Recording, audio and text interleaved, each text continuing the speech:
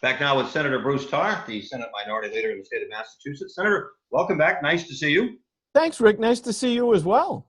Well, I don't even know where to start, except I got up this morning and I saw that at around 7 a.m. that the Senate was finishing business at around 4 a.m. So quite a marathon session, and I'm sure, involving police reform and so on. Maybe you could give us a little review as to what went on yesterday or Sure. into today. Well, sure, Rick, and maybe I should work backward here. So we wrapped up debate at approximately 4 a.m. this morning, and I was able to get home back to Gloucester by about 9:30 a.m.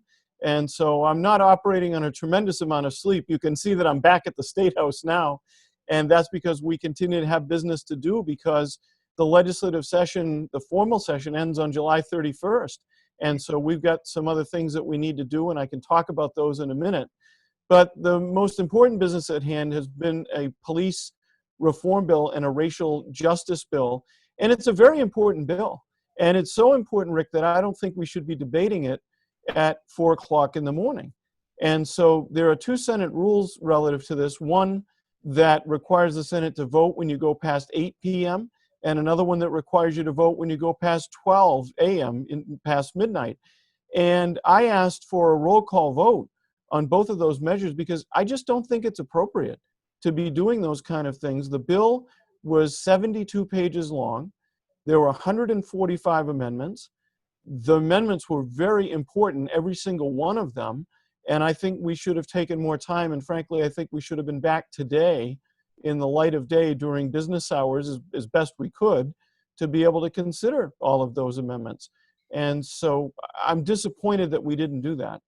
Yeah, it makes sense to me. I don't know how you can function to a certain point, unless there's an emergency. And legislation of that kind, while it's very important, I don't think it bodes that kind of effort.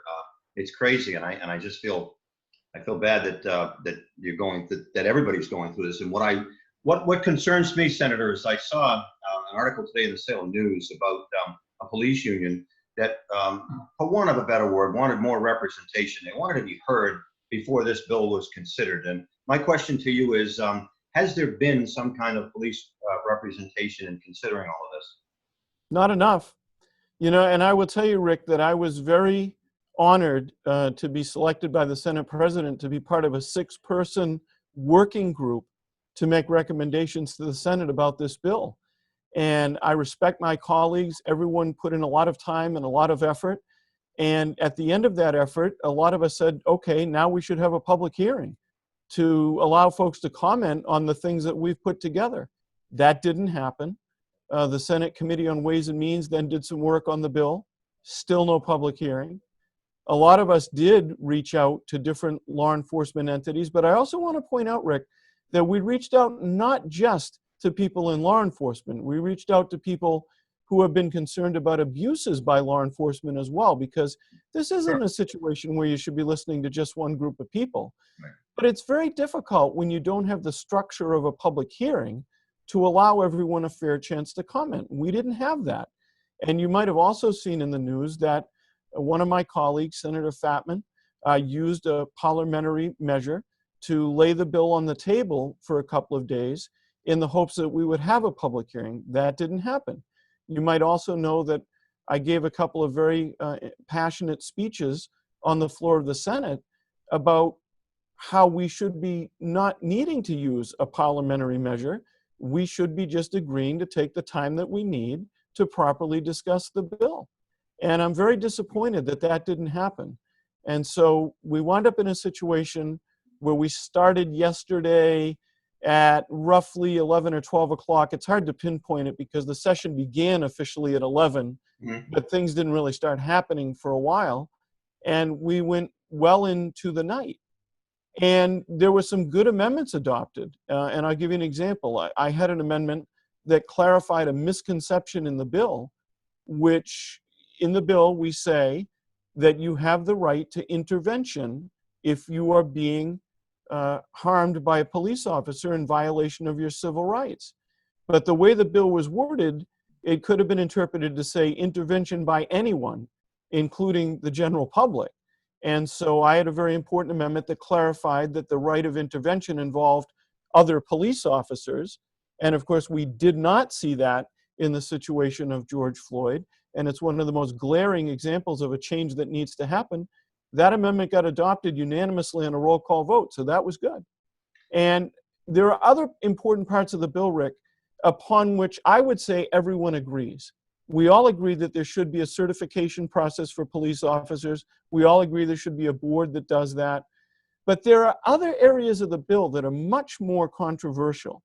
And one of them is something that's called qualified immunity. And you may have heard and read about this. I promise you, you'll see more about it in the days to come. And the idea behind qualified immunity, which is a doctrine that it's not in statute, it was created by case law. And the idea is that public officials of all types, whether it be the building inspector or the tax assessor or the police officer or the firefighter, should be protected against frivolous lawsuits. But over time, that theory of law seems to have been abused in some cases. And so there's a thought that, hey, maybe we should look at changing it and narrowing it. And to be clear, the Senate bill does not eliminate qualified immunity, but it does make a change using language that I think we are not fully aware of the consequences of and the impact of. And so one of the more controversial amendments was one that I was a co-sponsor of, to say, let's not make this change now. Let's appoint a panel of experts, give them 180 days to get back to us, and use what they tell us to inform our decisions. And unfortunately, that vote failed. I believe the vote was 16 to 24, because there were those that said this procedure, this theory of law has been abused and we need to change it. We need to change it now. And I'm frustrated by that because I think that generally speaking in the Senate, we've got a pretty good track record of saying, let's do things in a reasoned, informed way, and let's listen to people and let's hear from people. And that didn't necessarily happen. And so, Rick, while I voted not to change qualified immunity right now, I also voted present on the bill. And it's important for me to explain to people that that present vote was intended to say, there are some things in this bill that are very good and on which most people, if not all, agree. But there are some that use speculative language that we don't know the impact of. And I am not prepared to take a vote on moving forward with those things. So it's been a very difficult 24 hours, to say the least. And my hope is that we can get the process back on track. Senator, something of this magnitude, and I know that you've got to go here in a minute, but it seems to me there's a rush to judgment. It's a knee-jerk reaction. This is just happening so fast. And I know that there's a national movement across the country, but to me, that would indicate that it would spark change. It would begin change. Is there that sense that this is sort of a rush job? It is, Rick, and that's largely because our formal legislative session ends at the end of this month. And so there's a concern about moving quickly, and my position has been, when you need to move quickly, take the things that people agree on, and there are a great number of them that are agreed on by advocates representing people of color, by advocates representing law enforcement, by the governor of the Commonwealth. There are a great many of those things. So why not focus on the things that unite us and leave the things that divide us for another day to be able to get a bill done? Because now what's happening is the House of Representatives is going to hold a hearing on this measure, and that's going to be on Thursday and Friday, and they're going to take testimony. It's not going to be a hearing where people communicate directly. It's going to be taking of written testimony. The House will probably take up the bill the following week, and then we have to negotiate a final bill that contains a consensus, a reconciliation between the House and the Senate bills. So that's a lot to do. And I understand that people say we need to do something before the end of the session. I don't necessarily disagree with that, but I think in these circumstances, you have to proceed carefully. You have to respond to the call and the cry for change, but you have to do it in a way that doesn't cause more problems than it solves. I don't envy you, Senator, at this point. let's put that to bed for now, if we could, so to speak. I know that I shouldn't have said that. Sorry about that. But you mentioned maybe some other things that are on the agenda that you'd like to get done. So because, Rick, we are in a very short time frame, we do have to move forward with legislative business. And so yesterday, Monday at 5, was the filing deadline for amendments on another bill we're going to take up on Thursday. And so as we were debating the police reform bill, we were also filing amendments to the transportation bond bill. And so far, and I've got to look at my notes here, we have 275 amendments filed on that bill. And it is the total amount of the bill is almost $17 billion. And it does important things. It authorizes spending basically for roads and bridges and other transportation projects.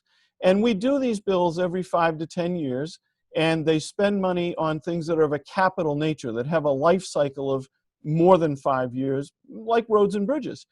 And we need to do this bill, and it would be good to do it before the end of the formal session, because on this one, because it involves authorizing borrowing, we need to have a 2/3 vote at the enactment stage of both the House and the Senate. So this is something we can't leave to the informal sessions that will start at the end of July 31st, the beginning of August. So we're trying to get that one done as well. Senator, thank you once again for the time. I hope you can actually get some time off and get some rest, but once again, appreciate you being with us. Thanks, Rick. I very much appreciate the chance to talk with you, and look forward to being back again with you soon, and hope you'll say hi to Bill for me as well. Absolutely.